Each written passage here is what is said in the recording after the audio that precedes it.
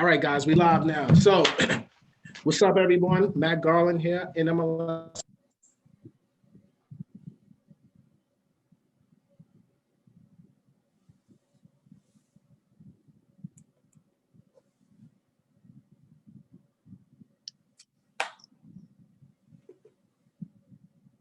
Is that mine or can? No, we can't hear you. We can't hear you. Can you hear me now? Yeah, I hear you now. We hear you now. Yeah. All right, you hear me now. All right, cool. Something was see that right before I said that. Let's not have a Teddy Riley moment, right? That's when you know it's gonna be a good call, man. You gotta get that rough start, you know? Yo, I'm over here man. like, is it my fault? And we had a Teddy Riley moment just in the intro. So look, I'm not going to waste much time. YouTube, you know, I like to go into my little rants real quick, but I got an esteemed panel, and we're going to discuss the Houston real estate market, what's happening, the last 30 days of quarantine. So without further ado, let me introduce you to my guests. First, Chris, let's start it off with you and then go to you, Tasha. All right, Chris Senegal, Houston real estate investor and developer. Earn Your Leisure, episode 36. Let them know. Yeah. So I've been out here for about 13 years now. So I started during the last recession, and things are looking very familiar right now, but I'm optimistic because there's going to be a lot of opportunity for a lot of people in this market. Absolutely. Tasha, on you. Tasha Royal, real estate broker, real estate developer, real estate broker with the Royal Agency, real estate developer with Ambassador Custom Homes and Ambassador Building Group, one of the very first African-American female builders in Houston. So I've been doing real estate. Thank you, guys. So I've been doing real estate for 12 years, been a broker for 3, and I've been building homes for 8 years. So just trying to put my mark down, trying to leave a print on this earth before, you know, it's time. Wait, I want you to say that a little louder for the people who didn't hear you. You're the first African-American, say that again? One of the very first African-American female builders in Houston, Texas. Woo! We love that. Talk to them, Jay. Oh, Jay Bradley. I'm actually a real estate broker here in Houston. I actually started off in this business as real estate being a paid internship for being a real estate investor, negotiating the contracts, working the deals, and fell in love with the agency side of it. So I do invest and practice residential real estate and commercial real estate. Real estate broker over at Equinox Realty Group, a firm that I founded about 3 years ago. And I've been in the business for a total of 20 years, actually this month. So it's been I'm loving our market and the people that I get a chance to work with and everybody on this panel. Bro, you say 20 years, you don't look a day over 25. You know what? It's this lighting and this background. That's all it is, man. That's all it is, you know? Yeah. That's what's up. Nikki, talk to the people. Hey, everybody. Nicole Handy here. Licensed realtor here in Houston, Texas. Been in the business since 2012.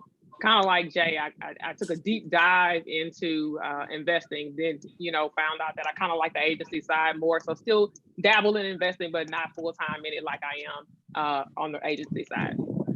All right, cool. So look, YouTube, make sure you guys like this video, smash it so that way the algorithms on YouTube will push this out to the community.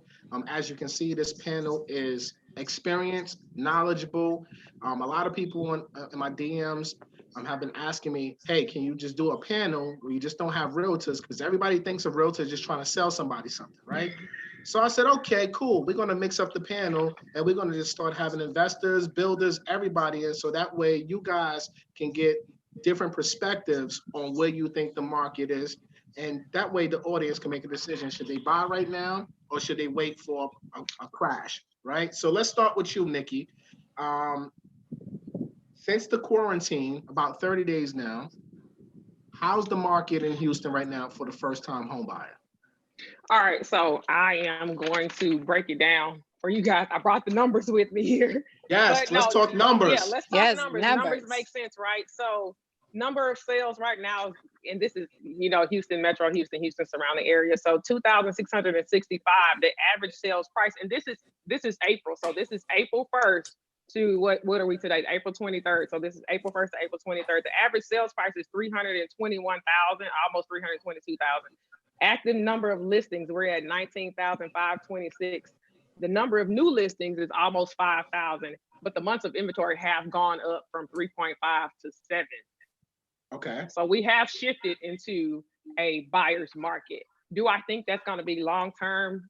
No. You know, for Houston, we kind of go through these, and Matt, we kind of talked about it offline, but we kind of go through these shakeups every couple of years. You know, we are a city that floods, we have hurricanes. So we have these kind of shakeups every couple of years, but we're resilient. We bounce back, and we bounce back quick. So to give you guys an idea, last month was one of our record-breaking months.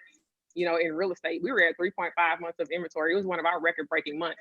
Things start shaking up for us around the very last week of March going into April. You know, so we were still good until they announced that this stay-at-home order. Wow. So for right now, from what you're seeing, those numbers sound great. So we shifted from a seller's market to a buyer's market.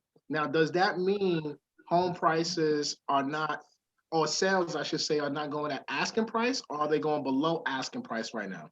You know, what I'm still kind of seeing is that you have to come with your A game if you want a deal. You know, people are not just throwing away their properties. I don't think we've gotten to that point where people are nervous enough to where they can't move their properties. Is it taking a little longer? Yeah, maybe so. But I mean, I still have agents that's out there in multiple offer situations, losing out because their clients are asking for too much closing costs and things like that. I mean, especially in the first time home buyer price point, right? 300,000 and under, we have the lowest months of inventory in that price point.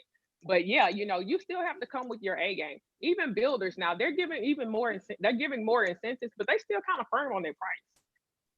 Yeah. So people just not throwing away their properties. I don't think we've gotten to that point to where they're just giving them away for pennies on the dollar. Jay, what's your thought on this?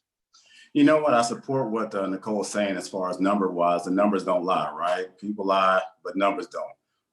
What I'm really seeing though, when people ask me, man, is it a buyer's market? Is it a seller's market?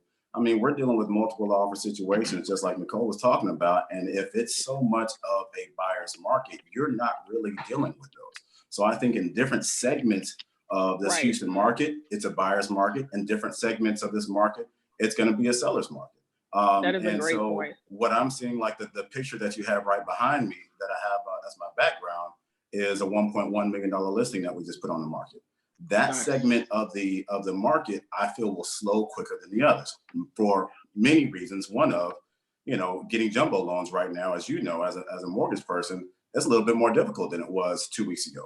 So that's gonna, if you have this large pool of buyers that's gonna basically, most of them are gonna get financing, then all of a sudden that market shrinks because the availability of loans, right? And if that's what's funding the transactions, then what do you do? Well, you buy cash or you have to put more down. And that's really a luxury. You know, that's not a need buy. You need to buy a $300,000 house. You want to buy a $1.1 million house, right? And so in times like this, when we're looking at somewhat scarcity, then you go for needs. The Nissan Altima sells, the S-Class Mercedes with the extra something doesn't, right? And so I think that's going to be our housing market. When, you know, I've been in it 20 years, so I've seen a couple of these recessions, and it's always slowest in the high parts of the market. So what do we do is, you know, as people, we adjust to the market. Do we price it at 1.1 or like we were going to do at 1.3 on this one, or we went in at 1.1.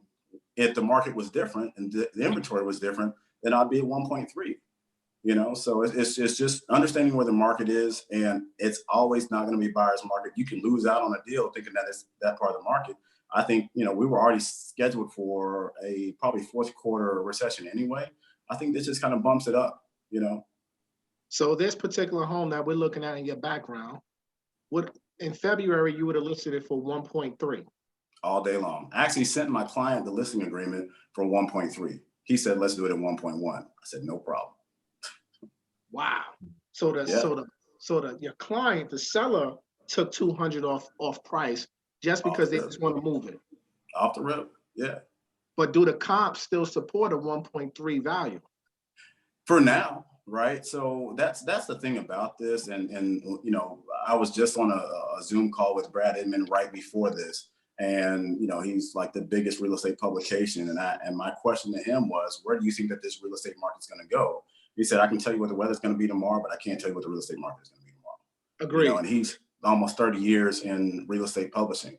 And so, and that's been my answer to people too. I can tell you we haven't seen a worldwide pandemic, right? We haven't seen that in our market. So even though I've been doing this for 20 years, I'd be lying to you if I told you, yeah, man, here's what it's going to be. I'll be surprised just as you. I'm surprised that we're busy right now. I mean, we're busy. I've got some agents that are in the office till 10 to 11 o'clock at night working on offers. We just had our call this morning. Everybody's super busy. I'm thankful for it, but where it may be in a month or 3 weeks or 4 months, I'd be lying if I told you I know exactly where it's going to be. Yeah, only time will tell. I try to tell everyone, no one has a crystal ball when it comes to predicting housing crashes, markets, good, bad, or ugly, right? It's all about timing, and you have to put yourself in a position to time the market and get what you can. Like you said, this house right here, $200,000 less than what it would be just 2 months ago. Yep. So that's an opportunity for someone that was looking in that luxury space to get themselves a good deal. Now, Nikki, let me ask you a question. What the first-time home buyer programs, right? Grants, down payment assistance, around the country, a lot of counties have cut off these programs. Are there still programs available today in the Houston market for down payment assistance or closing cost assistance? Yeah, absolutely. So with us, they're more statewide. We have our local county programs, but more of our buyers typically go to the state programs. It's not as strenuous or, hard. It's easier to qualify for, and it's easier for the property to qualify. But they are still here. They are still active. 3 of the main programs we have is T-Shack, one called T-Shack, one called Seth, one called Seth Gold Star. Now, Seth Gold Star has raised their credit score requirement, whereas it used to be 620.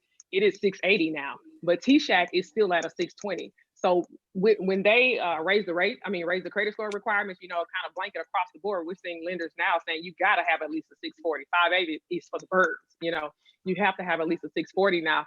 I've even had to shuffle some buyers around and say, okay, look, I know you really don't need down payment assistance, but because you're right at that 620 to 639 mark. If you still want to, get this done, we're going to have to put you on an assistance program. Now, give a little bit more details about these programs. What are they offering? So they're offering down payment assistance. So anywhere from 2% assistance all the way to 6% assistance. They do have income caps though. That's the main thing. So they do have income caps. So in Harris County, it's 87,000. Surrounding Brazoria County, that's South Houston, they will go as high as 113,000 because the taxes are higher there. But they do have income caps on them. Now, how much will they offer someone if they meet those caps? Like, how much do they give? So anywhere from 2% to 6% of the financed amount. Of the financed amount. Yeah. Not the sales price. Not the sales price, the financed amount. Yeah. Matt, just 1 second, man. I'm getting calls there. They cannot see us on YouTube. Yeah, they should see you now because I have it in a certain way. Like now they see you because I'm looking at it on YouTube while I'm watching it right now. So like I have it speaker view, so whoever's talking, then the speaker gets highlighted. You know what I'm saying? No. Yeah, I see that. No, I'm saying on the people that are actually on YouTube, so they can't say anything right now at all. They can't. Viewers on YouTube, yeah. I'm looking at it on YouTube right now. Oh. Yeah, I don't know what they're seeing, but yo, YouTube, in the comments, can y'all see us? Yeah, they said they can see us. Okay. Yeah, we good, brother. I don't know what your people looking at. Actually, Bree called me and said that they can't see it. I'm trying to figure out what's going on. All right, never mind. Back to the schedule. Back to the schedule program. Yeah, the programs are still active. They haven't changed, they haven't done away with them. I will say this though, some lenders do have overlays and they've gotten rid of them. Or, they may say, even though where the program says the baseline credit score is this, and lender may have an overlay where say, no, ours is still this. I have seen that in some cases. So I've had to go and find lenders that still are working with the baseline credit scores that the government that the state has set, but they are still active and out there. And one thing I had mentioned on my page a while back is, I'm encouraging people to even use these programs to buy multifamily. Now, as long as you occupy one of the units. Absolutely. And, as long as you occupy one of the units, you can get on the program too. So they don't have any restrictions for if you're going for a duplex, triplex, or a quad with these programs. Right. So it has to be 2 to 4 units, and it does have to make sense, right? So the units do have to kind of financially makes sense. So all of the sum of your rent rate that you would make, or your potential rates that you would make off of all of the units, your mortgage can't be higher than 75% of that. But I mean, it's still a great program to buy an investment property with $0 out of your pocket, or $0 down payment. No, that's great. Jay, you got anything you want to add to this from the first time home buyer point of view? No, I think she covered it really well. I mean, if one of the things that I've learned about this business is that when the money's there, it's time to go for it, you know, because the reaction you've already, like Nicole said, you know, they're stiffening up on the requirements. So that 680 requirement now that used to be a 640 requirement may become a 720 requirement, right? Or because they're trying to find ways to kind of make it a little bit more, not necessarily make it difficult, but to keep the program going. And so one of the ways to do that is by raising the requirements. So, I mean, if you can get in, especially for multifamily, by God. So let's talk about the multifamily from a primary resident perspective. Like, are there a lot of multifamilies in Houston? Now, anyone can chime in on this one because this is like a general question. Are there multifamilies out there? I know when I'm building a lot of them. They're for sale. Okay, talk to us. Okay, Bill, let's go. Let's talk about this. What you got, Tanya? Talk to us. Tasha, Yeah, no, like go. there are lots of multifamilies out in. Actually, there's a lot of new multifamily properties that are, you know, available now and coming available, because people are really chiming in and building multifamily, because that we have a market for multifamily. I have investors calling me every single day. I just got off a phone call maybe like an hour and a half ago. I have a guy looking for 8 duplexes. 8 duplexes. I'm like, you call the right person. I'm here. I can build those 8 duplexes for you. So people still want to do duplexes. Duplexes, multifamily, I think right now is the way to go if you're investing in real estate. I agree with you 110%, especially for the first-time home buyer. I always try to tell my audience, if you have any aspirations of building a real estate portfolio, your first property or 2 to 3 properties that matter should be multifamilies. Use programs like FHA. Like Nikki was talking about, these grants and assistance where you can get into multifamily, create the cash flow, you know, house hack it, and then, you know, just keep it moving on to the next property. Now, I want to ask you something. Are there any restrictions on how long, if you use a down payment assistance program, are there restrictions on when you can sell or how long it has to be owner occupied? So it depends on the program, but typically they want you to be in it for 3 years, or you do have to pay the prorated amount of your assistance back. I mean, it's necessarily not coming out your pocket if you're selling and you have equity. It's just being taken out of your proceeds when you sell. But yeah, they typically want you to be in it for 3 years. Again, it's kind of case by case depending on the program, but kind of the blanket is 3 years. 3 years. Okay, so that's not bad. So look, I'm gonna take a quick question from Willie G. Franklin on YouTube. Shout out to Willie with the super chat. He said, with the increase in property value, does anyone foresee Texas increasing the mortgage years like Cali? We're nowhere near that. I don't think so either. No, we're nowhere near those numbers. We're probably a fifth of the cost of a house in Cali right now. Okay, Willie G. Franklin, appreciate the question in the super chat. You got the answer. So let's talk about bottom line in Houston for the primary residents, the first-time home buyer. Are the home prices depreciating? Is now a good time to buy, in your opinion? And all you guys can kind of chime in on this too. If you're a first-time home buyer, not an investor, is now a good time to buy in Houston? I think so, absolutely. If it makes sense, you know, if you can afford it, you know, I mean, the rates are still, you know, you're seeing the rates, they're still pretty low. You know, they're still low. One thing I always say, you can never go wrong with owning an appreciating asset. You know, again, you know, even with this first-time home buyer price point, we're in multiple offer situations. People are still not giving away their properties. You know, before all of this COVID happened, especially under the $300,000 price point, inventory was low, meaning like two months. You know, people are still fighting for these homes. I mean, across the board, even though the sales have gone down, the number of listings have not. So, I mean, during this particular time, we may see some adjustment, but right now, as of last week, as of yesterday, we're still seeing multiple offers on these houses in these affordable price points. Damn. So below 300,000, nothing has changed.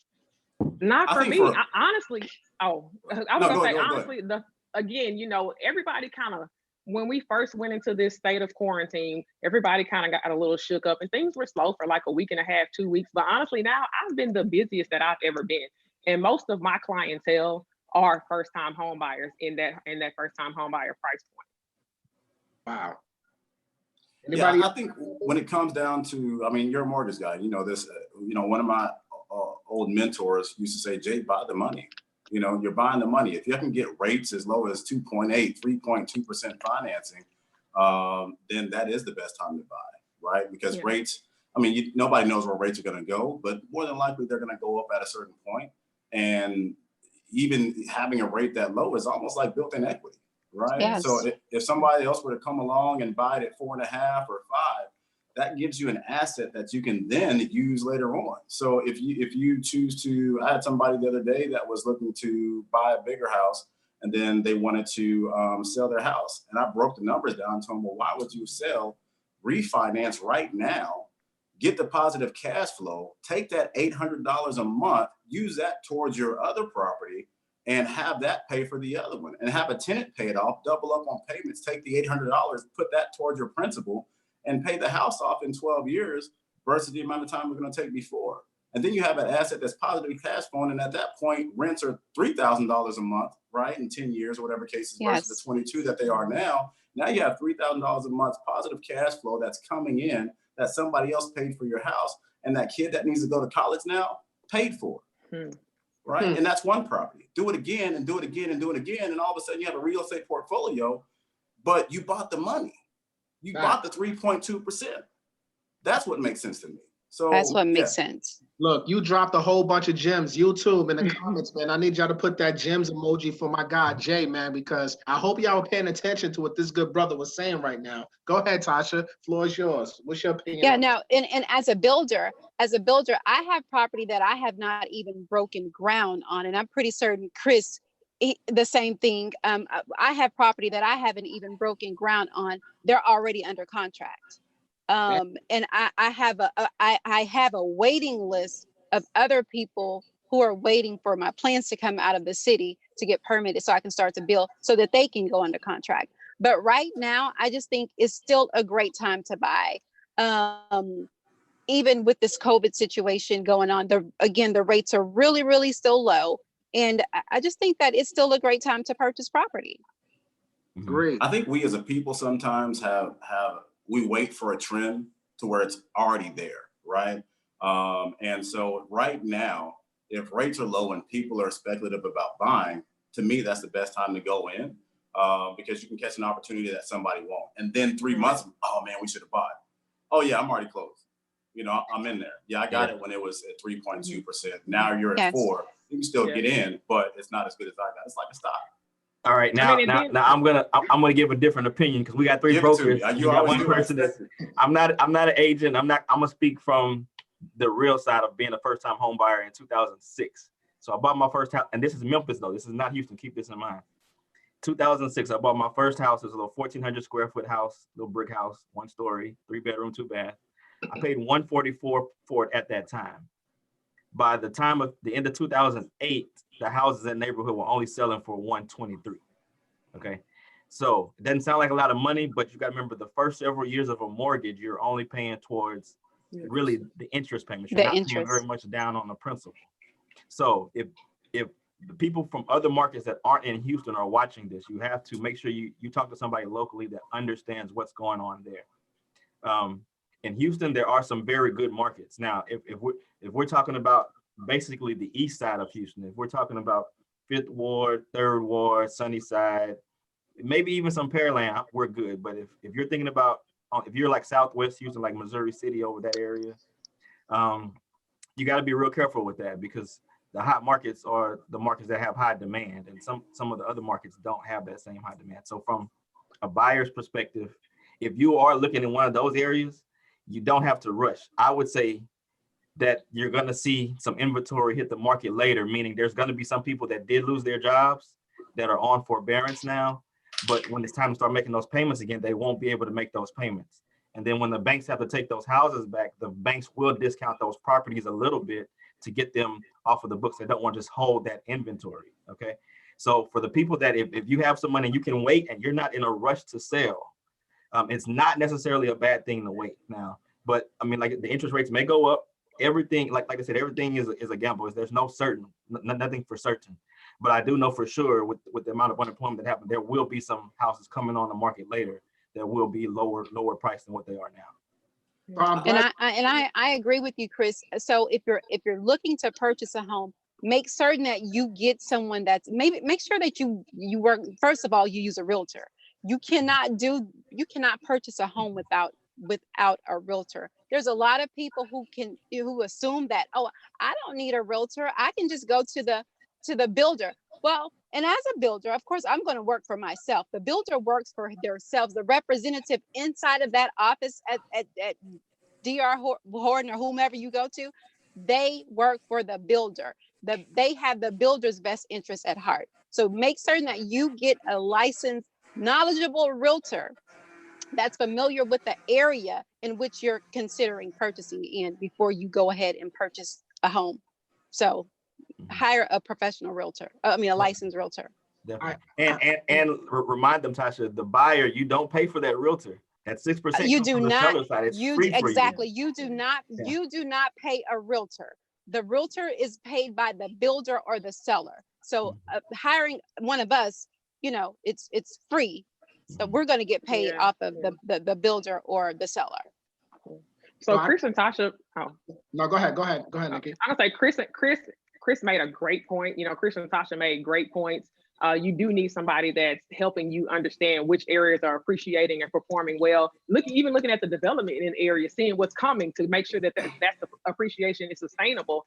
But the only caveat when I say if you can buy now is because of look how fast the credit score just jumped up. It jumped up 60 points in a matter of weeks. So now that has disqualified everybody that was qualified back then to purchase a home. Everybody that was qualified in that range, that pretty much disqualified them. So now they have to wait. And are we waiting for them to go up? Are we waiting for them to go back down? We don't know. I think that to kind of bring all those together, it's about market area, right? So if I'm looking at Fifth Ward and I'm buying where I know that this area has done really well for the last 2, 3, 4 years, and it's expected to do extremely well in the upcoming future, then if I'm getting in an area like that, plus I'm getting the rates that I'm getting right now, then it's kind of like a no-brainer to me. If there is a slower selling area where I'm looking at 6 months of market time and 9 months of market time, then I would agree with Chris 100% in those particular areas. It's just like a stock. If somebody says, hey, I'm investing in the stock market, well, what stock are you investing in? Are you expecting one where it's Tesla? Are you in Ford, which is $4 and it's been $4 for like the last 5 years, right?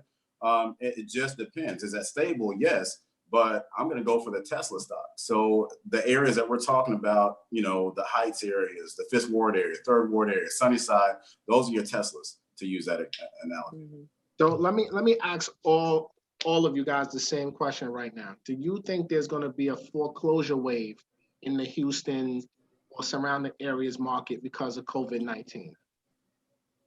And why? Anyone can jump in. That's an hour question right there. That's a whole hour. Yeah, that's a 2-day question. Yeah, it is. And again, somebody said it earlier, like it's almost like you can't predict, really what's going to happen. I just said we have to play it by ear because within the next hour, anything can happen. Yeah. Now we're talking about COVID, right? But if we're talking about oil and gas, because Houston is heavy oil and gas, if these crude prices stay where they are, we will see some issues. You will see some casualties of the service industry of oil and gas, or the drilling industry. So there will be layoffs there. And most of those people let's speak on that real quick, Chris, because just for the people who don't know, like oil is big employer in Texas in general. Yeah. The energy capital. Yeah. The number one market here. Yes. Yeah. So what's happening with these oil prices directly affects your market. And heavily. Yeah. So the thing about Houston though too is, so we had COVID, right, which is one major event, and then we also had the oil prices, right? So that's almost kind of what we call a black swan event, right? You got two things that happen at the same exact time. But the other part about Houston, which I love, is that we've got the biggest port in this region, right? We have major medical. Well, what's happened with major medical right now? Well, you've got doctors and nurses flying in from across the country. There's a higher demand for medical than there ever has been because of COVID. So it balances out some of the pressure that's put on the market from oil and gas.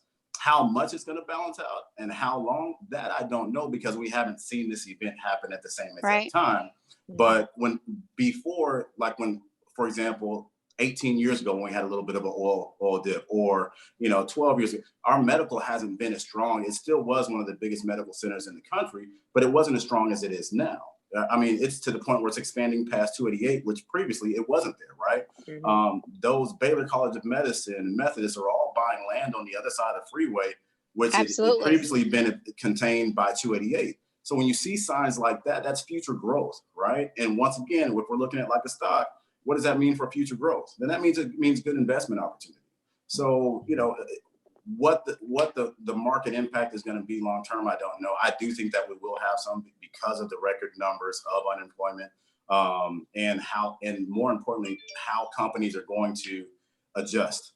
If I'm a company and I have 30,000 square feet of office space and I just realized that I can get all these people to work from home, do you not think that now I'm going to say, wait a second, I'm going to adjust. I don't need 30,000 square feet of office space. And some of these jobs that I was holding that I didn't necessarily need to hold, then I can now let go. That's the unfortunate part of it. Companies are in the business to stay in business. So they're going to make market adjustments when the market says, hey, we can have people work from home so we can reduce office space. And some of these positions that we previously had people in because we had office space, we no longer need to have. Yeah, and I add to that too. So basically what we're saying is Houston is very diversified with the industries, unlike some cities like say a Detroit, where it's all one industry, and when that industry collapses, everything goes down. What we also have working in our favor that's been trending for years is our cost of living versus the other 5 or 6 largest cities. Absolutely. We're the lowest cost of living. So you're going to see, even after this wave, you'll see more people relocating here. Tasha was talking about her units that are pre-sold. Jay just got a contract on one of my new units that we just broke ground on. Guys from California is buying a house, and he's paying $10,000 above what we planned to list it for. So Houston always is going to have high demand. But you will see some foreclosures from certain sectors, but they will be offset and they'll probably be consumed quickly by the other sectors that are still thriving. Yeah. Good. Go ahead. I think the forbearances will have an effect on it as well, because you made this point earlier. If you can't pay your mortgage now, how are you going to be able to pay it at the end of the forbearance? Yeah. So I always say there's opportunity in every circumstance, whether that's good or bad. Unfortunately, I think we will see opportunity for investors to help people get out of their foreclosure situations and things like that. We will see foreclosures. Now, what's the damage that we'll see? I'm not sure, but yeah, we will see it. Yeah. Fourth quarter. I'm thinking late fourth quarter, because if forbearance lasts another month, then they give them a couple months to try to catch up, and they finally file the foreclosure with the courts. By the end of the year, you'll start seeing that snowball. So let me ask you guys questions before I take a couple questions from the Zoom room, right? Number one, prior to COVID-19, how long did it take a foreclosure to happen in Texas? Yeah, usually 3 months, about 3 months. Yeah, the more established institutions will start working on it after 3 months of non-payment. I've seen it all over the place, really. But I've seen some people that's been not paid for a year or so and still hadn't got foreclosed on. But the more established institutions will, after about 3 months of no payment, they will begin the process to foreclose. They'll start the process. Okay, so standard 3 months, you start the list pendants, and then from there it could be 6 months, a year, 2 years, just depending on the buyer or the homeowner situation and how they're fighting foreclosure, basically. Right. All right, so let me take a couple questions. First, shout out to Victor Watson with the super chat on YouTube. I appreciate the love. YouTube, if you have any questions, please super chat them. There's too many comments in here for me to try to read all of them. So Tig University, who's on this Zoom call with us. Tig, the floor is yours. Ask your question. Yeah, I think y'all already answered it really. I was just asking about the, the sector mix that's going on in Houston. Can y'all hear me? Yeah, we hear you. Okay. And y'all were talking about, basically I just was asking about what like non-manufacturing versus manufacturing mixes down there. If y'all see like what certain areas would be affected more by those certain types of areas being depressed. Yeah. Who's that question directed to, Tig, or just the whole panel? Whole panel, mostly the brokers that know, their areas or but it's for everybody that knows their. Yeah. I'll jump in and I'll say the majority of our industrial sector is not actually manufacturing. Like we don't have big automotive plants or anything here, but it's more production than like oil and gas production type stuff as far as the industrial side. And like I said, that's going to take the big hit as long as these crude prices are where they are. If you guys understand what's really going on with the futures market, I think Earn Your Leisure posted it, Matthew may have reposted it recently, about the fact that they're basically having to pay people to take the crude right now because nobody wants to buy it and store it. Yep. That's a bad sign because nobody's using fuel. Everybody's staying at home, so there's no gas being sold. So as long as that lasts, it's gonna put a lot of people in a furlough position in Houston that are in the refining sector, which is a huge component of the industrial sector in Houston. Cool. Yeah, I see that. Now, if anybody want to know to like that's one of the not panelists, but anybody in the EYLU, you can just go to Dallas Fed and look at they have a chart up there that's showing all the exports and all the data you need to know for the Houston area. Tig, do me a favor. Can you post that in the EYL Facebook group? Yeah, I got you. All right, good looking, brother. Maurice, I'm bringing you on. Maurice, talk to us. Hey, what's going on? Hey, how you doing? I'm an investor in California, and I just want to know, like, man, what are your price points on your multifamily units, and what type of cash flow and stuff did you think you can get out in that area? Great questions. I want everybody to answer this one. Tasha first. I said we go I would say Tasha. Tasha, would you first? Come on. So, That's an alley-oop. so right now, Well, you got the Teddy right Riley now. You're doing the robot. Yeah, Tasha, we can't hear you. Tasha, you got the Teddy Riley going on. $80,000. Tasha, Hey, sorry. Tasha look like she on dial-up. See. I don't know. Hold on a sec. Can y'all hear me? Yeah, nope. Now we hear you. Okay, is that better? Hold on. I can hear. Come on. Hold on a second. All right, while Hello? Yeah, we hear you. Okay, sorry. I don't know what's going on. Well, I'm working from my car today, so that's what's going on. But I was saying, so the multifamily units that I'm building, each one is 3-bedroom, 2-bath, like 1,200 square feet each unit, and I will list those starting at $280,000. I'm pretty certain they won't be on the market long because, like I said, I already have a quote unquote waiting list of investors from California who are looking to purchase multifamilies. So Tasha, can you hear me? I can hear you. All right, cool. So what you said is 280. How much rental income can you get from each unit? So for each unit, depending on the area, so the Fifth Ward area, I can get you can get at least $1,350 for each unit. Not bad. And how much are the property taxes? 2.56, very low. Okay, not bad. Not bad. Maurice, you got that answers your question, brother? Yes, it does. Thank you. You got any more questions? Nah, not at this moment. You're welcome. All right, cool. So let's get into, now we're talking about the investing, right? And I'm sure everyone on here wants to know, what are the hot areas to invest in Houston right now? And would you advise someone to invest during this COVID pandemic timeframe? I know Tasha, Fifth Chris, and Ward. myself are probably gonna say Fifth Ward. Fifth Ward. How they say Fifth Ward. Yeah, So Fifth Ward. yeah, we'll definitely say Fifth Ward. Third Ward's a great area. You know, Chris has a kind of methodology that he uses as far as when you look at downtown and you kind of go clockwise and you look at the development of it, and you can kind of predict what's coming out in the next 5, 10, 15 years with some level of certainty based on the history of the last 20 years of development around downtown, which includes the Height, which includes Fifth Ward, which includes Third Ward and some other areas, including Midtown. So my Sunnyside. and Sunnyside, yes, Sunnyside. And so there are plenty of other areas. I mean, Houston is huge. You know, Houston is huge. It's the size of some states. So it can take you an hour and a half to get from one side of town to the other with almost without traffic. So there's plenty of other areas in there. I have a property right now that I'm flipping. I was in Pasadena this morning. Thank you, Chris, for I like your contractor. So Chris referred me a contractor, and I met with him today, and it's a property that I bought in Pasadena that I'm flipping. That area is actually a really good area. I could buy a property. I think I bought this one at about 75. We'll put about 40 into it, and I'll make, we'll do somewhere around probably selling it closer to the 160 price range. And they have a lot of that. And I mean, those are decent numbers for Houston.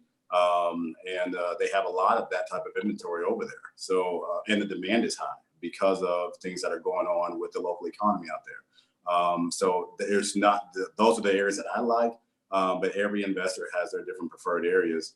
And Houston is so big, but you just have to look at, one of the key factors that I look at is days on the market when I'm looking at a neighborhood. And if I'm looking at the average as being 3 and 4 and 5 months, and I don't see any that are 15 days, 20 days, 45 days, then that's additional marketing time, or that's an amount of price that I'm gonna have to reduce my inventory so that way it can sell faster compared to the rest of the market. So I'll let the rest of y'all answer. That was a gem. Hold on. Before any of y'all answer, I hope everybody paid attention to that. So if you're looking to invest in certain areas, pay attention to the average days on market, correct, Jay? Yes, yes. That's a gem right there. All right, who wanna answer this question? Go ahead. Unless it's new construction. Unless it's new construction, because you know, some builders, they'll put their property on before it's, you know, before they're completed. And so it'll take 90 days to 180, 120 days, you know, for completion. So okay, That's true. Yeah. You know, I know we talked about how the oil and gas industry is not doing well right now, but before this, you know, if the oil and gas industry ever goes back to where it was before COVID, I think some of those little plant towns that we overlook, like Baytown, Clute, Texas, and all of those things, you get a lot of people coming traveling here to work in those industries, and they're renting out by the room. Yeah, Absolutely. short-term rentals, and believe it or not, the most active market in Houston for short-term rental is Pasadena, around the refineries, because people will come and they get those high per diems every day. They're working short-term, making a lot of money, and they just want to rent a room in a house, and they make a ton of money off of that. The owner. Chris, I think that's would be another the project that we're looking at bringing to Houston. I think that's would be perfect. Those short-term rentals and those people that just need a small space, setting those up in those areas, getting a lot where someone would normally put like a mobile home park on, and just having it set up like that, because those are movable space. We were looking into something that's like movable containers that you can take to different areas like that, where they have a lot of plant activity, where there's short-term rentals or people that need to be there for a year, they have a contract 9 months, whatever the case is, and moving them from place to place based on need. so we got Lee Brown from YouTube. He gave us the super chat. Shout out to you, Lee Brown. He wants to know, how is the market in Lubbock, Texas? I hope I pronounced that right. Oh, Lubbock. Lubbock. I couldn't speak much on Lubbock. I'm not too familiar with what's going on there. I don't know if anybody else is. Yeah, I'm not either. That's North Texas. Yeah. We Yeah, can I'm find a somebody realtor in for Lubbock, Texas. Yeah. Sorry, Lee. That's no, I'm like not. 5-6 hours I'm away. not. Yeah. So, but Matt, let me finish your question. Yeah. You want to, Tasha? Okay, no, okay, I'll go. All right. So the reason why we like Fifth Ward so much is because when you're looking at other factors that makes an area attractive, you want to look for things that are almost impenetrable, right? Things that are making the demand for an area really high. And right now, the biggest development in Houston, the biggest mixed-use development in Houston is coming online, like right now. And in about 3 years, the property value over there is going to be through the roof, because that Fifth Ward area is going to be the hottest market in Houston. So you have like microeconomic circles, which is what we're talking about right now. This the COVID crisis, the current crude prices of microeconomic. When you look at the macro of long term, what's going to happen in the city, this development is going to be here. And after we go through these fluctuations, all the prices will settle and they're going to start to trend back to where they were before this happened. And so Fifth Ward is that market where all of that is going on. And it's one of those opportunities that we usually miss, because right now it still looks like the hood in a lot of areas. But, you know, somebody said earlier, if we drive through and everything looks nice already, you know, then we're too late. And that's usually what happens. But Fifth Ward is definitely the market where you have that opportunity right now. Okay, so look, we got Tig from EYL University, who's on a Zoom call. And guys, on YouTube, if you want to become a member of EYL University, use my annual discount code EYLMG. Takes you 60% off of the price, $149.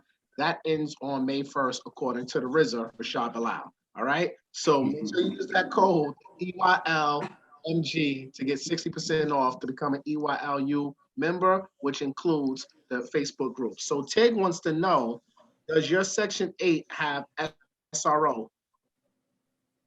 Single Does room, it have what? SRO, single room That's a occupancy. good question. You know what? I used to do single room occupancy for parolees, and I did some for veterans. And I've never seen anyone come through with the SRO payment for that. Yeah. Now other programs like the veterans programs did have SRO, but I haven't seen it with Section 8. Yeah, and I'm a Section 8 landlord as well, and I hadn't seen it come across either. So since we're talking about Section 8, right?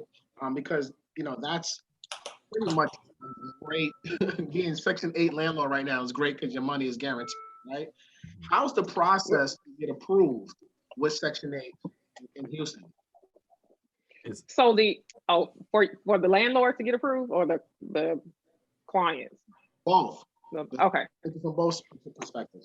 They're not taking new applications right now. I know for sure. Yeah. So the It's line closed. to even get a section, to get a voucher, it was what was the backlog, y'all, since like 2016? Damn. Like, so people that applied in 2016 are just now getting Section 8 vouchers. Wow. So yeah, so I mean, you can't. They have a lot of. Tasha, you're in the matrix. So, but I think what she's about to say is they have a lot of other Section 8 type programs that you can apply for to get people into houses. Say that again, Nikki. I said, I think what Tasha was saying when we couldn't hear her is there are several other type of programs similar to Section 8 that can offer some type of assistance to get into houses or, you know, to pay your rent. So what about, like, all right, you're a Section 8 landlord. What do you have to do to have your apartment Section 8 ready in Houston? So it's as simple as listing your house for Section 8. The Section 8 tenant will find you. They'll have all the paperwork and everything you need. What's most important to you is being able to pass the housing inspection. They just want to make sure that your house is safe and livable, you know, in decent shape and things like that for somebody to come in and live there. They're going to check things to make sure that you're smoke detector compliant, your electrical wiring and things like that is up to code. But the Section 8 tenant finds you. So if you list your house for Section 8, that you are allowing Section 8 tenants to live in your property, they will come, and an abundance of them will come. Dope. What about the Salvation Army programs? Do you have any of those? So I don't know if we have Salvation Army programs like Section 8 that will be long-term, but I have had tenants that has utilized Section 8 for rent subsidy for a month or two. Okay. Did you have any other programs that we should all be aware of if we're going to invest in Houston, if we want that guaranteed money? So there are veteran programs as well. I have to pull up the name of it, and I can put it in the chat or send it to you, and you can send it out. But there's a program for veterans as well to help them subsidize their rent also. But Section 8, of course, is the main one. Again, Salvation Army will pay your, subsidy if you need a month or 2 or 3 assistance. And I'll look up that veteran program and I'll send it to you. Okay, thank you. I appreciate that. So let's talk about building, right? Because the South is known for building, these beautiful communities. So Tasha, Chris, how hard is it for a first-time builder to get permits, to get a construction crew? Like, what's that process out there in Houston if somebody wanted to be a developer? Have fun, y'all have fun. Yeah. Okay. So I'll be straight up. So I started fixing and flipping houses in 2008. In 2016 is when I decided I wanted to become a developer and build new construction. If you're buying like a single lot, right? Like in Houston, a 5,000 square foot lot is typical where you will see a builder build 2 to 3 houses on it. If you're a newbie and you don't know what you're doing, you could bump your head for a year or two trying to just get all the pieces of the puzzle together. But Tasha has a pretty good system where she can get things through the permit office really quickly. But what I'm always going to suggest is if you're going to try to do that, consult with someone that's actually doing it and just pay them to give you the guidance, because you can bump your head for a while. I tried to figure it out on my own the first time, and I spent $40,000 just on fees and stuff trying to do a big development project, just using the wrong team. And so I literally burned through 18 months just trying to get started. And then I have my regular lead time on top of that, of the permit process, the design process, and then getting construction started. So it's definitely not easy. I don't recommend development or building for somebody that's looking for a quick return on their money, because it takes a while to get that money back out of that project. You know, from the time you invest, from the time you buy the land, you pay the architect and engineers to get started, until the time you've got a completed home and you've listed it and it's sold, you're looking at usually 12 months at least, 12, 14 months. Tasha, you can chime in.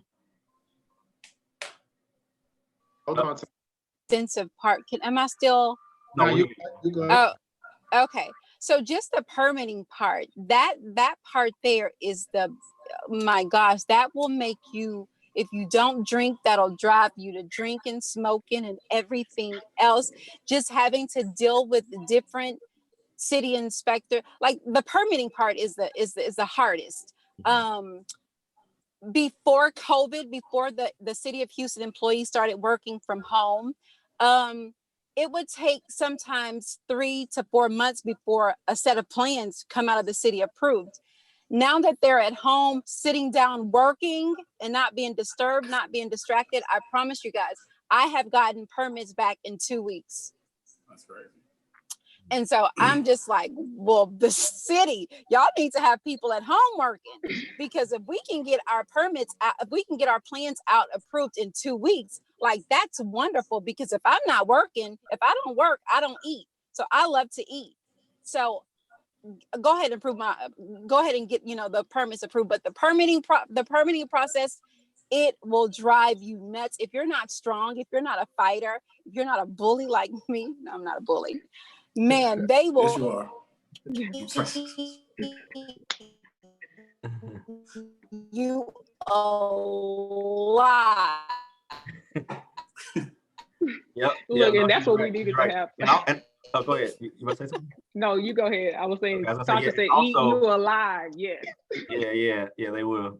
That drag out was perfect timing. Yes.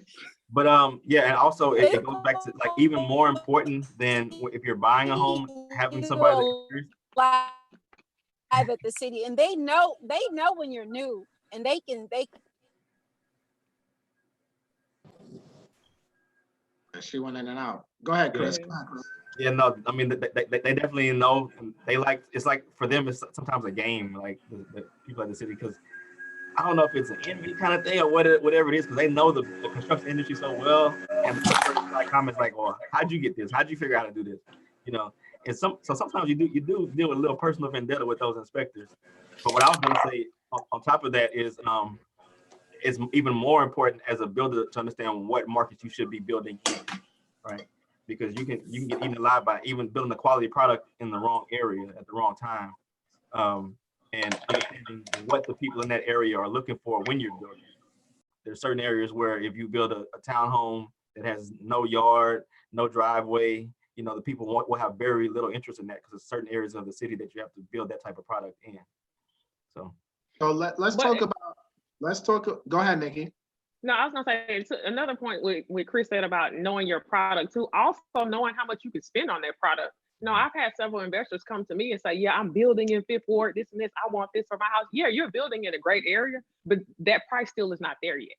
Mm-hmm. So understanding that too, because you can have the best product in the world. If it's not substantiated, your price isn't substantiated by the market, who cares? Mm-hmm. So how much does it cost, like price per square foot to build out there? Ranges $70 to $110. It really depends on what you're doing, you know, the finishes and all that kind of stuff. Bare bones, like a cookie cutter, like low income house, Tasha would probably say she could do it for 68, 75, somewhere in there, I'm guessing, Tasha? No. No? What do you at? No. And see, we're going to be transparent. I won't build cookie cutter. If you come to me and you want something built that's cookie cutter, I'm all about branding. I'm all about my brand and my image, and I'm not going to build anything. I think we'll build something that's cookie cutter, but I myself, I just prefer not to build cookie cutter. Right. Yeah. That's your preference, but yeah, like general question, if somebody wanted to build cookie cutter, I think that's what, like the base price, right? Yeah, but about that, yeah, about 68. Yeah. So Miss Curly Girl, R. Murray on YouTube, thank you for the super chat. She said HUD VASH is one program which helps veterans. So HUD VASH is one program which helps veterans. That's correct, Jay, Nikki? You've heard of that program? I'm not familiar with it, but it sounds like it not probably as well. is. Yeah. But thank you, because I'm gonna look at You might have just put me on game. Yeah, right. Yo, so shout out to Miss Curly Girl R. Murray with putting the panel on game. You know, shout out to her with the super chat. I'm glad she put that You're up. gonna learn something today. It might as well be that, right? You gonna learn today. Everybody take notes. HUD VASH helps veterans in Houston. All right, so let's talk about your project, Chris. You know, you got this. You've been on. I mean, first of all, you're the man, the myth, the legend. You're the mayor of Houston, is what I like to call you. You know, every time I come to Houston, I gotta call Chris first because he's the mayor, right? So let's talk about the project that you currently have and the one that you built. You brought a whole block. Like, let's talk about that and let's talk about the new project. Okay. Well, I'm gonna say this too. I'm gonna give Tasha her roses while she was here. She was actually building in Fifth Ward before I started building in Fifth Ward. Nice. So I gotta throw that out there first. My project was, I was able to buy a whole block in 2013, owner finance, from a guy whose dad was like a real estate tycoon over there. He was like the black sheep of the family, the bad hair, on drugs. And I just saw the potential in it. Like Jay said earlier, in Houston, real estate development was going counterclockwise around downtown. And this was a whole connected block of property with downtown views right on the freeway. And so for me, it's like, man, this is gonna make money some type of way. I don't know what I'm gonna do, but I'm gonna figure out how to make it make money. So long story short, 2016, the guy that kind of sparked the first new construction in the area, which a guy named Camilo Parra, started building deep in Fifth Ward. And when he did that, I kept waiting for his properties to hit the internet for sale, the MLS service, and they would never hit, but they would be sold. So I'm like, man, what is this guy doing? So one day I went to the court records and I just pulled the sales, and he was selling them for like $250. And I'm like, so wait a minute, if he's deep in the neighborhood doing this, selling them for $250 without even having to list them, there has to be an opportunity for me to do it close to the freeway. And right around that same time is when the big mixed-use development was announced that was coming to the area. The developers announced they were going to do it. So for me, all the light bulbs started going off at the same time. It's like, okay, I can build new construction, and this is an opportunity for me to get the word out, to let everybody know this neighborhood is about to be gentrified, whether we participate in it or not. So I was able to use my social media platform to start educating people on why it's important to buy in gentrifying areas, why it's important to participate in that process, because the homes are going to get bought and the developers are going to build. And if we're not involved in the process, then we have no control over what goes on in neighborhoods that have been historically Black for the last century. So put my project together like that. And that was my whole premise, my whole focus. You can't technically discriminate on who you sell your house to, but my goal was to make sure as many of us had exposure to it so that they had the opportunity to be the buyers. And so for out of the 14, what I had to do first was build and sell 3, because in the particular zip code that I was in Fifth Ward, there was no new construction. So none of the banks even knew how to value the property. They couldn't say, oh, this house over here sold for this, so your properties will probably be worth this. So it took me I got told no by 23 different lenders before I found somebody that would actually fund the first 3. And we got the first 3 listed with the help of Jay and his team. We were able to sell the first 3. Funny story, my very first buyer was actually one that was looking at one of Tasha's properties. So it just shows you how small the world is, you know. So, but I was able to get my comps for the first 3. It's a total of 14 being built. Like I said, we have 2 going up right now. Both of those are, one is completely sold. One should be sold by the end of the week. And we have some contracts on some of the ones on the other side that haven't even started construction yet. Nice. Yeah, so I mean, Congratulations, Chris. Nice. Thanks, Tasha. Everybody. So, but my goal is for us to realize in our neighborhoods, we have to bring the high incomes out of the suburbs back to these neighborhoods. It's great for us to focus on low income and looking out for the people that are still there. But if we can complain to the government all we want, we can complain to whoever about moving a grocery store into the neighborhood. But until the businesses look at that neighborhood and say, there's enough people with enough income that we know when we invest this over $1 million, probably over $10 million to set up shop here, that there's going to be enough customers that make enough money for us to survive, right? So that's my goal with the first part, bring in the high income people back. Then the second part is protecting the people that are there, right? So the other project is the easiest way to do that is to start controlling the rental properties that are there. And we're lucky that there was a big wave of investors that came through in the 70s and bought a whole bunch of property all over Fifth Ward. Most of them didn't look like us. A few of them did. But even the ones that didn't look like us are getting ready to retire now. A lot of the kids have seen what it took to manage it. A lot of the kids were silver spoon kids, and they're not interested in taking over these portfolios of rentals. So it's a big opportunity for us now to come in and start buying these big groups of rental properties and protecting all of the seniors from our community that are living in these houses and prevent all the gentrification that usually happens where these big developers come in and move everybody out and tear everything down and build $1 million stuff. Look at me, I'm getting excited. and build $1 million stuff. That's what happened when you talk about money. That's what happens, right? You're excited. We love it. Yeah. So I mean, that's the moral of it, man. And so I did a crowdfund recently to buy one of those communities, and everything's been going really well. So tell us about the crowdfund real quick. Can people still participate in the crowdfund? Yeah, people can still participate in the crowdfund. So the crowdfund's at about $300,000. That's from a little over 500 investors. I'm letting people put in as little as $250. And by putting in that $250, you actually get shares of ownership in the actual portfolio of rentals. This is not like fictitious. You actually have a small percentage of ownership. And as the property value goes up, your individual share value goes up. So property value goes up 10%, your share value goes up about 10%. And I'm also taking, after all the bills are paid at the end of the year, taxes, insurance, and everything, and whatever we have left from the rent, the net rental profits, I'm taking 40% of that, dividing it up and giving it out amongst every shareholder too. So it's a way where, it kind of gets rid of the mystery of how can we collectively do things in our community if not one of us is a millionaire, or or if we're not waiting for Michael Jordan or LeBron James to go buy up our neighborhoods for us and being mad when they spend their money how they want to spend it. Well, now this is an opportunity for us to say we can collectively put money together and control our neighborhoods and drive by and be proud of what we're doing. So.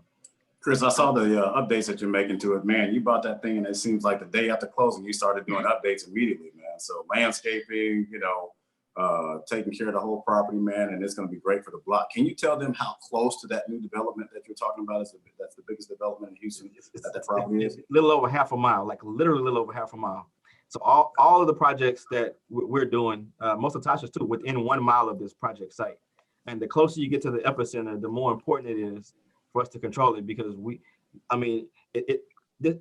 it's a unique scenario, right? Because usually when you talk about investment property, a mentor or somebody you're learning from will tell you immediately raise the rents.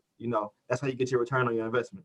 Well, with this, there's a unique opportunity because the property value is going to go up so much that you're going to get a great return on your investment without having to raise the rents a whole lot immediately and start displacing people.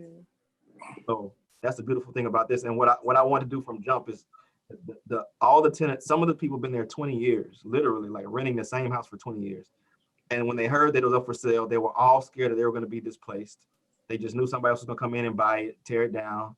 and there's limited inventory over there. But what I want them to feel immediately was that that's not what's going to happen here. Another good thing about this project is there's commercial frontage along Lyons Avenue, and I'm going to make more money off of that. So I can fix that up and make a lot more money and make a better return for all the investors without having to raise the rents on any of the tenants at all. So, and I want to improve the community too. Another benefit that we have is the previous owners, who was an old Black couple, were actually using the income to live off of. So now, since it's not my primary source of income, I can take a lot more of that rent revenue and reinvest it back into the property and make the property a lot nicer. So that's where the money's coming from, that for the renovations that Jay's referring to, adding landscaping, painting, fixing roofs, going in, doing what's called deferred maintenance, which is just repairs like termite damage, old plumbing that needed to be replaced that the previous landlord just didn't have the time or the capital to be able to take care of. So yeah, man. Oh, that's dope. I love that. Tasha, tell us about one of your projects you got going on. Uh-oh. Uh-oh. So what you got the while Teddy you're doing it, Chris mentioned something about, and this is, I've worked with him on a couple of different projects, and what I've noticed is that with Chris, he's extremely careful about making just finished 8-unit apartment complex. Oh God, am I messing up?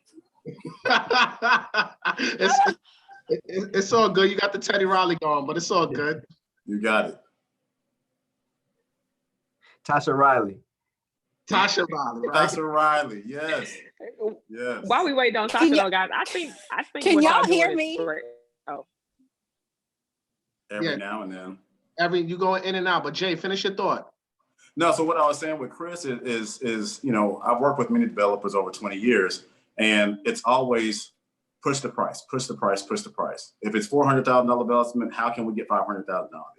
If it's, you know, and it's always, you know, and any new subdivision you go into, you'll see the builder start at one price, and they'll have the sign where it says starts at 230. But by the time you actually get into a project, into a house, it's 250, 260, 270, because the price has continuously gone up as time goes on. So every 3 months or every 4 months, they'll have a small price increase. And, you know, over the year, you're looking at a $20,000 difference from the time from the beginning. And so with Chris, we had this meeting one time, and I was telling him, of course, you know, I'm his broker. So, hey, here's the biggest price that we can get. Let's go for it. Chris looks at me with a stone face, and I was like, I'm in big trouble. I want to keep the prices the same, Jay. Pause. No, nothing afterwards. That was it. And I was like, your development, sleep on it. My job is to give you the information. But he really wanted, his biggest thing was making sure that the neighborhood, the people that are in the neighborhood can afford to come back to the neighborhood. And that's one thing that I think about that project. It's just a passion project. Yes, it'll make money off the deal, but it's really doing something for the neighborhood, which is the bigger picture. Absolutely. I agree with that. Nikki, you want to say something? No, I was just gonna say, guys, I think y'all actually kind of dumbing down what's about to happen over there, you know, by Fifth Ward with this new development. That's a 150-acre project, mixed-use development. You know what I'm saying? It's not a small project, you know. Okay. Like, No, we're looking at 150 It's trying to be humble about this. We need the exactly, gym. right? So, you know, I mean, for, you know, people that realize that, like Chris, that realize that, notice that, you know, follow, right, and see what's about to happen. You know, like, that's a big deal. You know, it's like, yeah, it's a little, you know, this new development coming. No, it's a massive development coming. Yeah. So it's a Fiesta store going in. Right. No, so okay. So that's a great point, Nikki. So this development is going to be anchored by one of the big high-end hotels out of New York, like the Soho or something like that.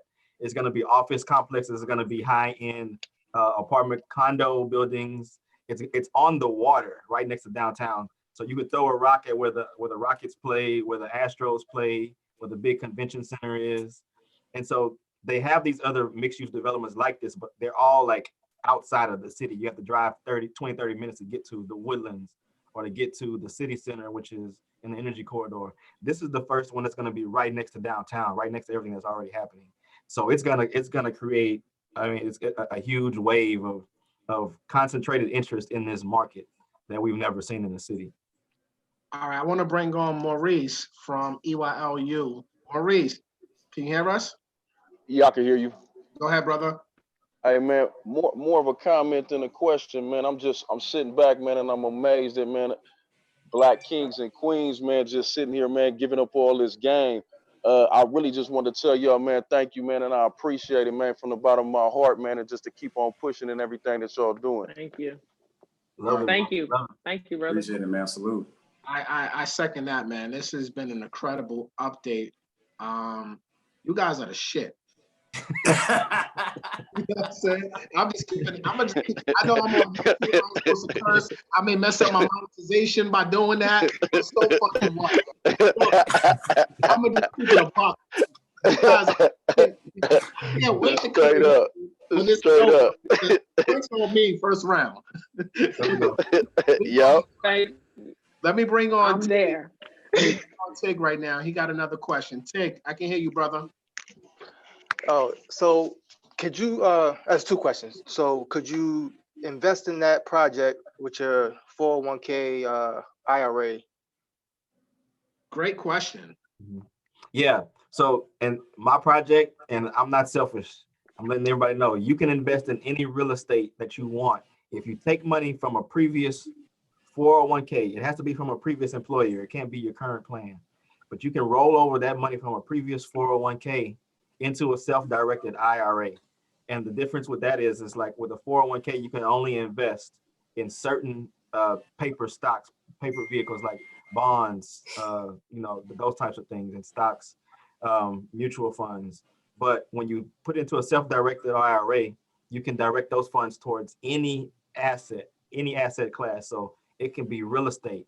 It can be lending money for a business. It could be lending money for a real estate investor. But the only caveat is the proceeds and the profits from that have to go back into their retirement fund. But to answer your question, yes, you can take a self-directed IRA account and invest into the crowdfund project. Absolutely, but I also want to add something to that one too. Remember, right now we with this COVID relief, so they passed a law where now you can take from that 401k without any penalty. Oh wow!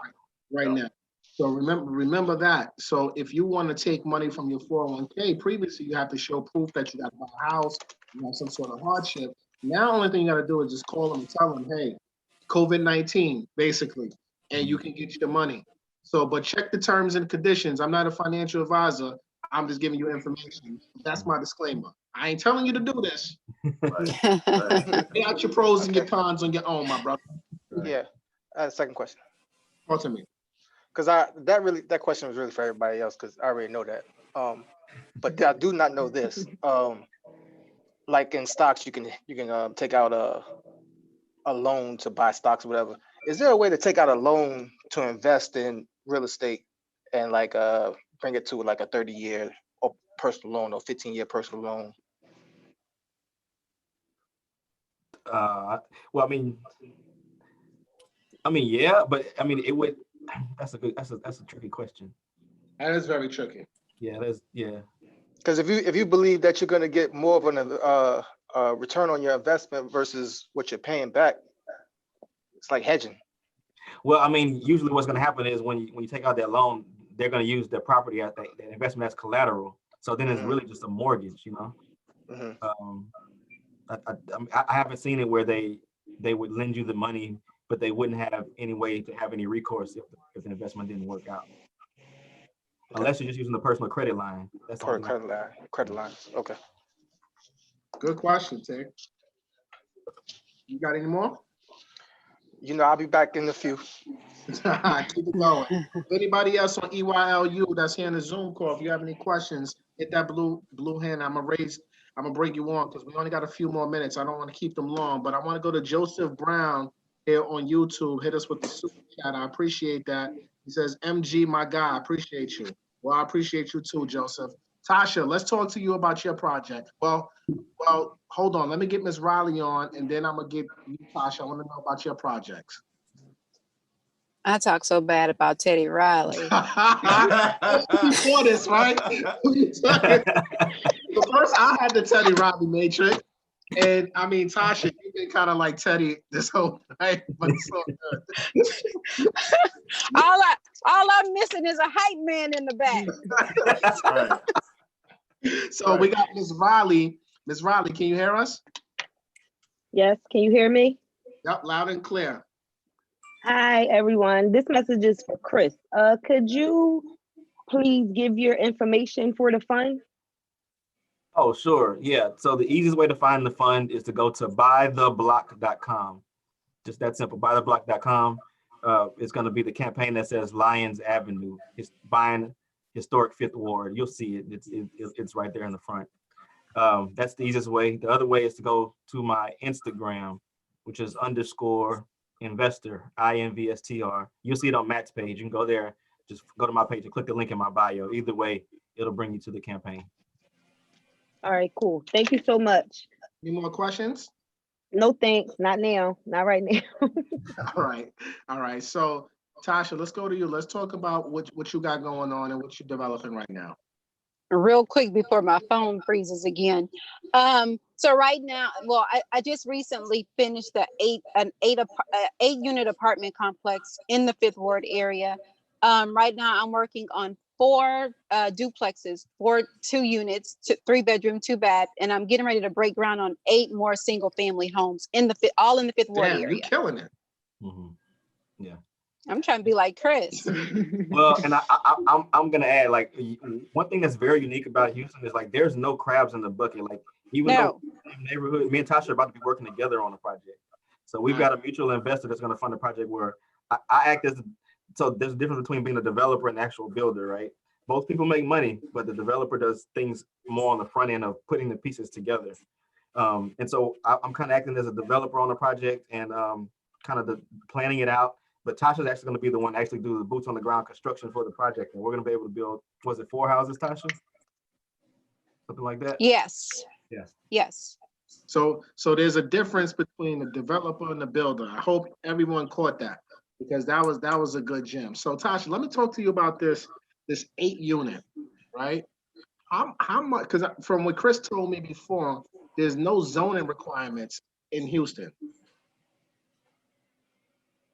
So Correct. I can go buy a single family home on an acre of land and I can destroy that and build a 50 unit if I wanted to.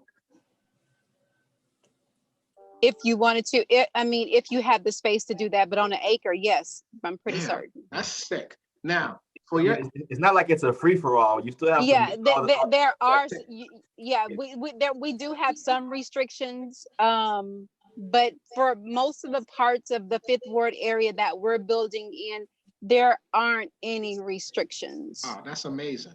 That's amazing. So with your 8 unit, like what kind of, like, are you keeping that or are you selling that? No, I'm keeping those. That's gonna. But for the right price, they're good as gone. So what's the right price? I'm trying to get an idea of like what an 8 unit building would go for out there.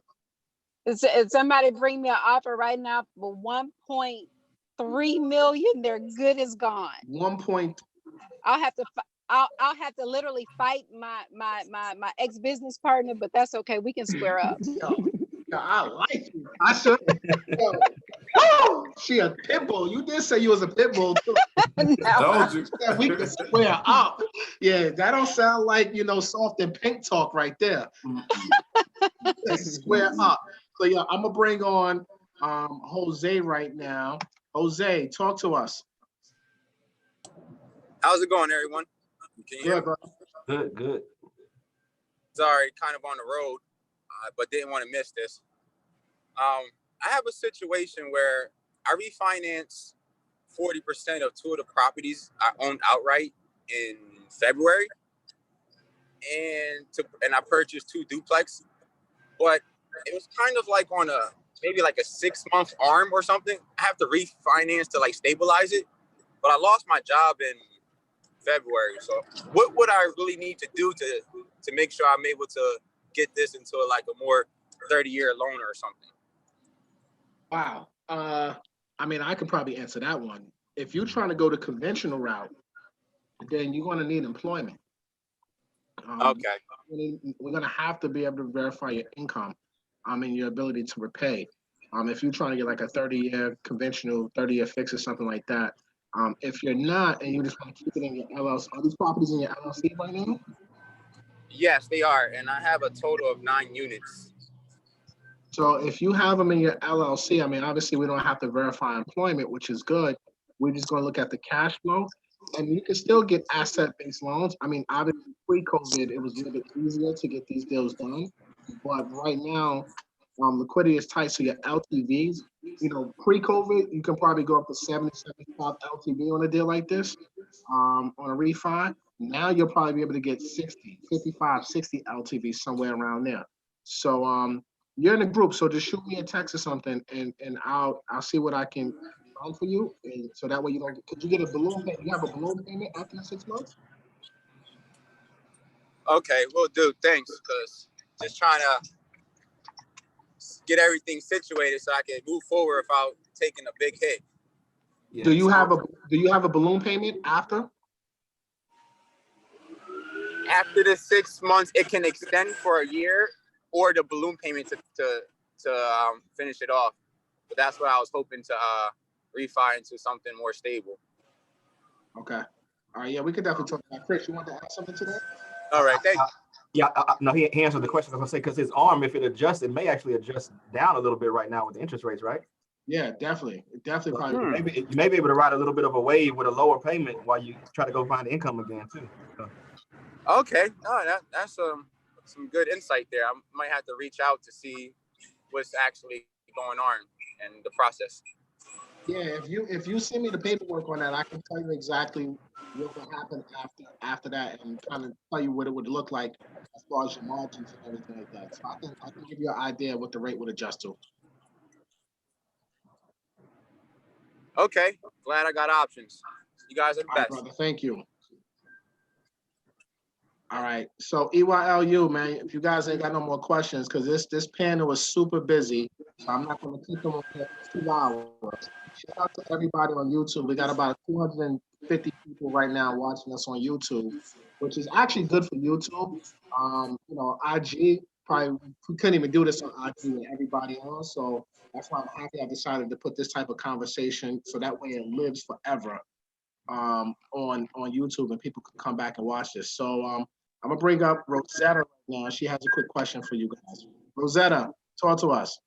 Hi, thank you. I'm looking at the buy the block post from Chris, and my question was just, when do you expect to be able to distribute the returns? Okay, great question. So the first return will come at the end of this year, and then from that it'll be every 6 months after that. And like I said, it'll be 40% of the net rental profit that'll be divided up amongst all the shareholders and paid out twice a year. Also, whenever you invest in something, you also want to always know, how can I get out of this investment, your exit strategy. So once a year, what I'm going to do is we're going to have the property appraised, and we're going to look at the new value of the property, and then we're going to tie that to how much the share value has gone up. So everybody will get a report knowing what the new value of their investment is. And if you choose to sell your shares at that time, you can sell them back to the LLC. And then that'll also allow us to open it up to sell shares to other people that missed the first round of investing. But you can stay in as long as you want to. Perfect. Thanks so much. No problem. Thank you. I appreciate you. All right, guys. So we're gonna wrap this up. So I want to go to everyone. We want to close this out because it's been over an hour, and I don't want to keep you guys here forever. Let's start with Jay first. To sum it up, is it a good time to buy or invest in Houston? And then tell the people how, because a lot of people were asking how to get in touch with you guys. So tell me your IG, how to contact with you. Yeah, so my IG is going to be JAY, B as in boy, RAD as in David. So just J Brad. Same thing for my website as far as personal website. Our company is Equinox Realty Group.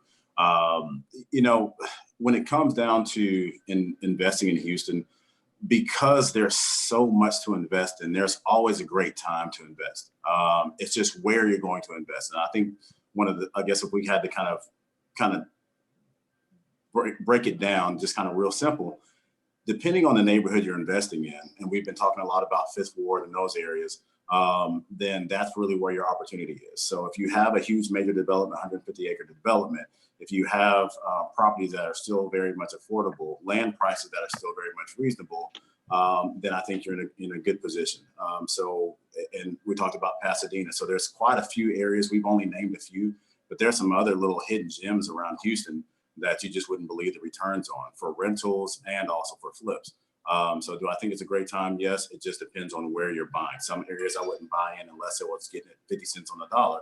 Other areas I'd buy it at 80 cents or 90 cents on the dollar if I'm holding it for a rental. So to answer that question, yes, as far as investing and buying and the same answer for if you're buying a single family house would apply. And some of those harder areas that haven't seen, that are a little softer on the markets, then that's where you're going to get your deals. You're going to get the houses that have been on the market for 6 months and have only had a few amount of showings, and then you can offer up a lot lower price as far as offer than you would normally do. Except for on Tasha Royal's deals, don't mess with her because you can't just give us sticker price. We don't want no problems. We are in a smoke-free area, no problems. That's too funny. That's funny. Yeah, we got Rosetta back. She has another question. Rosetta, talk to us. Thank you. This is for everybody. I'm in California and definitely want to take advantage of lower prices in other states, especially Houston. What advice or tips do you have for remote investors? Good question. So I mean, I was gonna say, so kind of piggybacking off of what Jay said, just making sure you're partnering up with people, realtors, and possibly other investor partners that know the areas, know what it's gonna take to develop those areas or whatever the case may be. Just make sure that you're partnering up with the right people. Have your core team in place, especially if you're not here. I definitely recommend, if you can't be the boots on the ground, make sure that you have somebody that you can rely to be your boots on the ground. I would also recommend, right now during COVID, it may be a little difficult, but meet the people that you're going to work with. Fly down to Houston and, drive a couple of areas. If I was looking to invest in Tasha Royal's property, I'd say, hey, let me see what you have on the ground and get a chance to meet her and kind of see what type of relationship y'all can develop, because chemistry is everything. This in personal relationship, chemistry and business relationships is important as well. And so I may have a certain approach, or Tasha may have a certain approach, or Nicole may have a certain approach to doing something that is where you want to be or not. And so you want to get a chance to meet those people at least the first time, and then fly back and have confidence in knowing who you're dealing with. Have somebody that's in the business, look at numbers, talk to maybe somebody else that they've worked with, and kind of go from there, because we all know each other, even though we might necessarily work together, but we've all heard of each other, been in the same rooms. And so good people will know good people. And kind of go from there. Yeah, and I'll jump in and say this. You guys are very lucky to have a panel full of real estate brokers and agents that are investor friendly and investor knowledgeable. Mistake getting a good realtor that only helps people buy homes to live in with someone that can help you make a good investment in a city. That's two totally different ball games. They need to be Absolutely. They need to be able to tell you that the rent is going to be significantly more than the mortgage payment, and that if you have a vacancy, it's going to fill up quickly, and that there's even a demand for rental properties in that market. So make sure that the agent that you choose, the broker that you choose, is experienced in that particular market, because you're out of town. You can't coach them. They should not be learning on your time and your dollar to figure out a new market. 100% agree. Tasha, you want to add to that? No, I was just about to say, teach the people, Chris, teach them.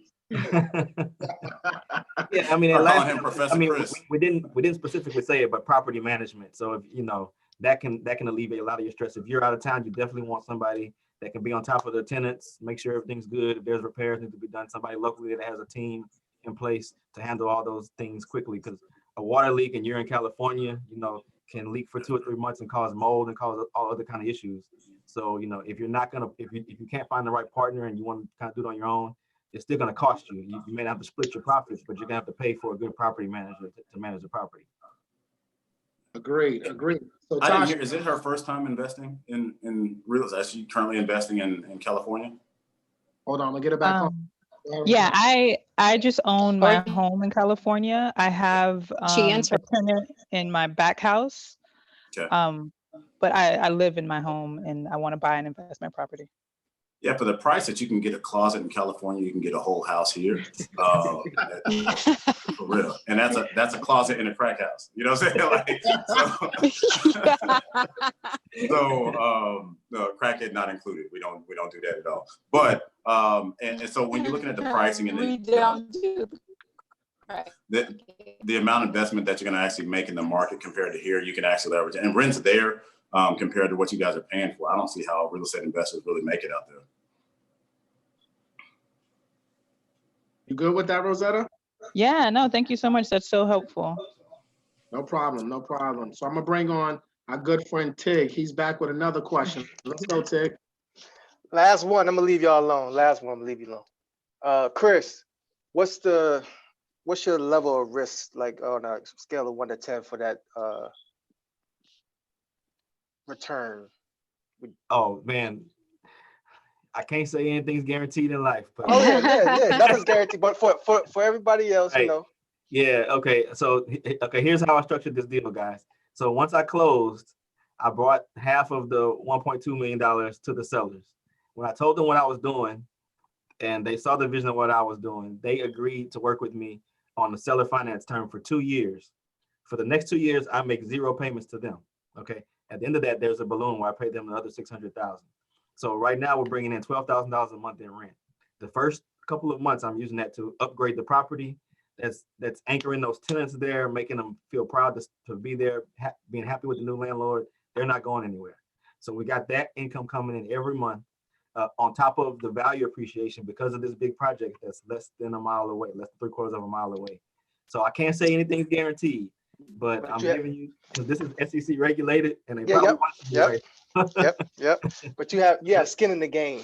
Yes, definitely. That's all I needed to know. Yeah, Okay. we put half of the money, like, so don't think the crowdfund pay for the project. We had to come to $600,000 to close, and you can go look at the crowdfund right now. It's just now creeping up to $300,000. Cool. Chris, I saw that very same that property on LoopNet, and I went to sleep and woke up, it was gone. Yeah. And so then when I found out and I saw that you got it, I said, okay. At first I was mad because I was like, maybe I shouldn't have gone to sleep. I should have just went straight to work to go buy this. But then when I saw that it was you, I said, okay, Chris bought it, so it's all good. Right. Yeah, we're keeping it in the family. Yeah, it's all good.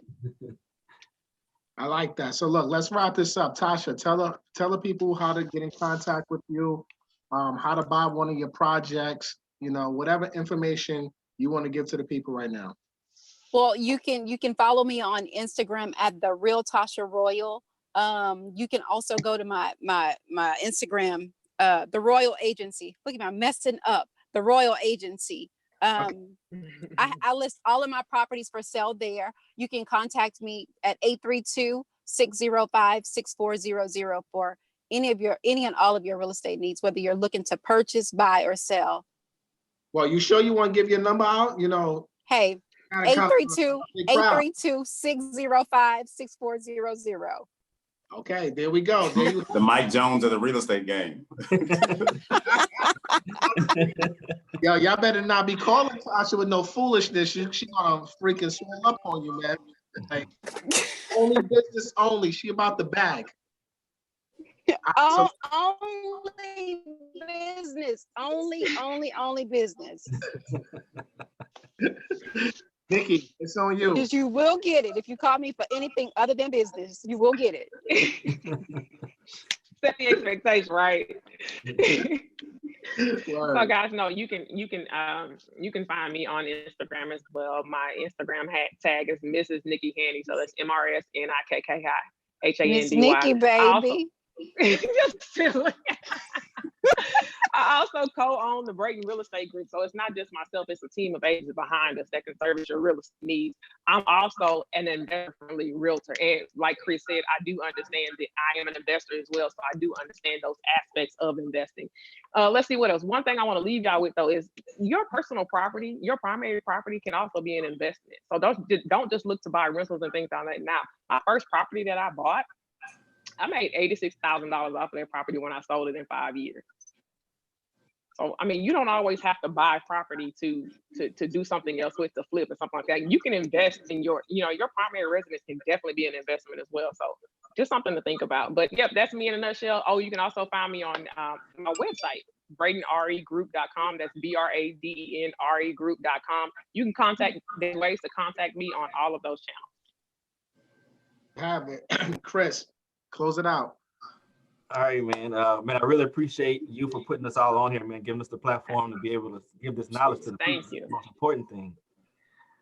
Yeah, so Chris Senegal, if the easiest way, if you just want to use my name, chrissenegal.com, and that links to my social media.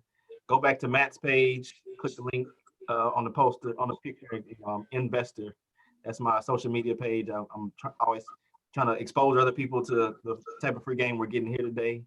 And those are the two main ways to reach me. If you want to look at the project again, go to buytheblock.com. That's it. Look, man, shout out to all of y'all for real. Like I said earlier, you guys are the shit. And when you guys were doing the outro, I realized that we got broker owners. You know what I'm saying? Not just regular real estate agents and salesperson, which is nothing wrong with being a real estate salesperson. But we have actual owners of firms and construction companies, developers, and they look just like us. You know what I'm saying? So shout out to y'all for pushing the culture forward. And ownership doesn't have to just be in real estate. It can be in business also. It's very important that we own our own businesses and we're doing things within our community, because this is how, people always talk about gentrification. Gentrification is bad. Gentrification is not bad.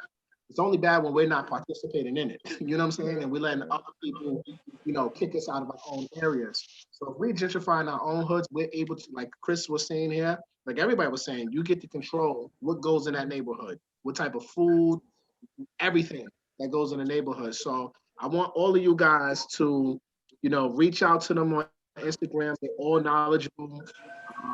Invest in the fund, do your research.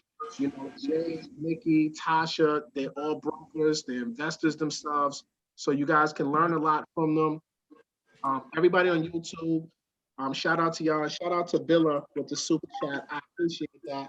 I need everybody to smash that like button, leave a comment, and in the description, I'm gonna do that later tonight. It's gonna be there now, but later tonight I'll put all the information in the description of the video, so that way you guys can reach out to them if you can't find them or whatever the case may be, or you can just DM me and I can just send you that information.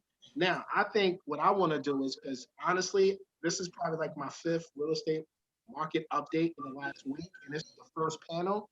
It's going to be hard as hell to top this panel. I don't know who the hell I don't even know. Like, I was supposed to do New York, postpone that and let this one breathe a little bit. Because you guys came out here with straight game, straight fire, and it was genuine, authentic. It was no salesy BS. It was straight facts, and you guys had different perspectives on whether you should wait, whether you should buy. And that's kind of why I wanted to do a panel and bring different walks of life from the real estate professional world. So, because everybody has a different opinion, Me personally, I think it's a great time to buy. Money is cheap.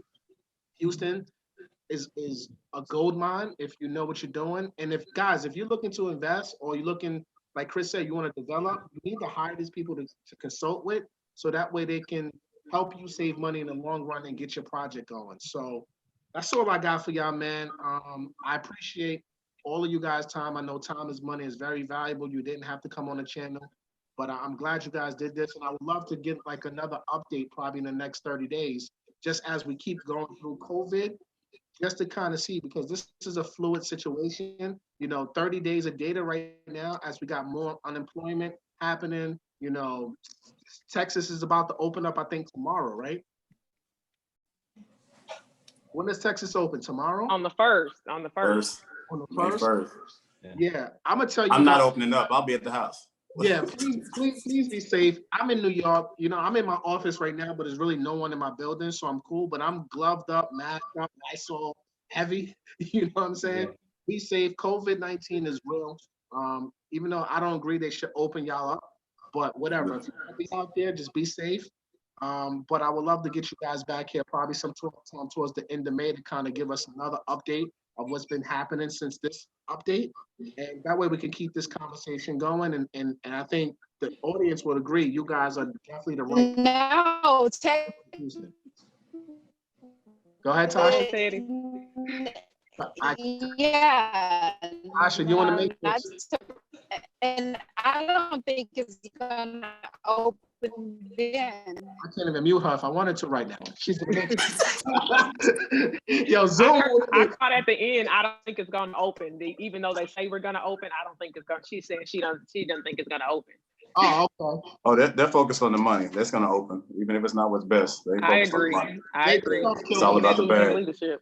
They Yeah. trying to get a bag. They don't care about public safety and It's public. bag only. You heard our governor the other day. I think he said something like, "There's other things that matter other than life." Okay. Living, yeah, the lieutenant governor. Yeah. More important than living. That's crazy. Yeah, and living. There you go. Yeah, they're crazy. You know what I'm saying? Even the Vegas mayor. You heard what the Vegas mayor was saying the other day too. Open it up. They'll be all right.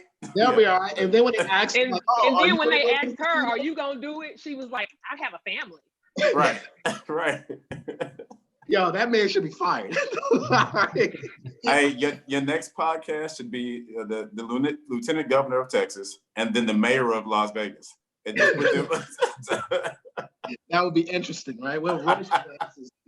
They will never come here. But look, man, thank you guys again. I appreciate your time. All my earners that's on the Zoom chat, I appreciate you guys for asking questions. Again, this series is sponsored by Earn Your Leisure.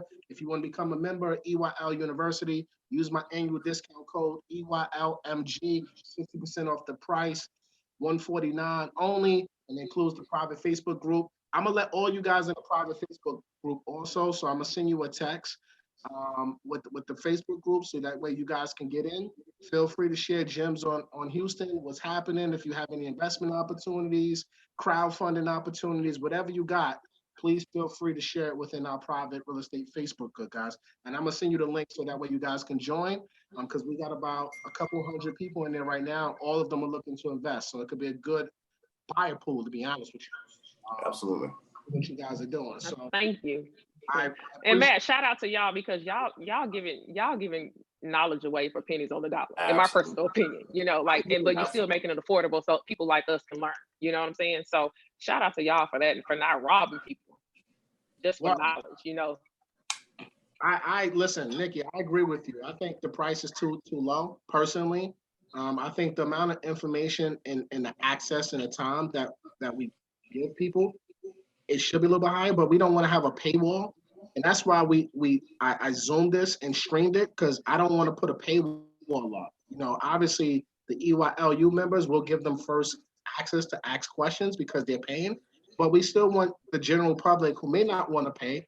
All right, cool. We want to give you certain information, but we have private classes, you know, weekly, that the general public, if they're not a member, they don't get it, right? We've had, everything from self-directed IRA classes. We've had trademark classes. We've had mobile notary classes. We had how to become a real estate agent and a millionaire real estate agent class. We've had so many different classes, and it's all webinar style, just like this, Q&As. We had a Section 8 class on Wednesday. We had a wholesaling class on Monday. You know what I'm saying? So like what we're doing for the pennies, it's like $12 a month when you really break it down. Right. It's basically free. You know what I'm saying? So I definitely would encourage anyone, if you want, join, use the discount code EYLMG, and hit up the panel, guys. You guys on YouTube, hit them up. They're professional. They're ready to help you and service you. They're not going to BS you or just try to sell you. They're going to give you real data. And if you watch the beginning of this video, you'll see the data that they had off top. You know what I'm saying? So hit them up and buy real estate or wait, your choice. But I believe this whole panel is going to continue to buy and invest. You know what I'm saying? So whatever you guys don't get, they're going to pick it up. Absolutely. All right, guys. So I'm gonna end this. Everybody on YouTube, make sure you smash that like button and go follow the panel and reach out to them directly if you have any questions. I appreciate all you guys. All right. Everybody else, Thank you. peace out. I'll see y'all later, EYLU members. I'll see y'all in the group. Appreciate you, man. Bye, everybody. I'll see y'all. Thank you. And that was dope, kid. Yes, sir. Yes, sir. We'll be linking up soon.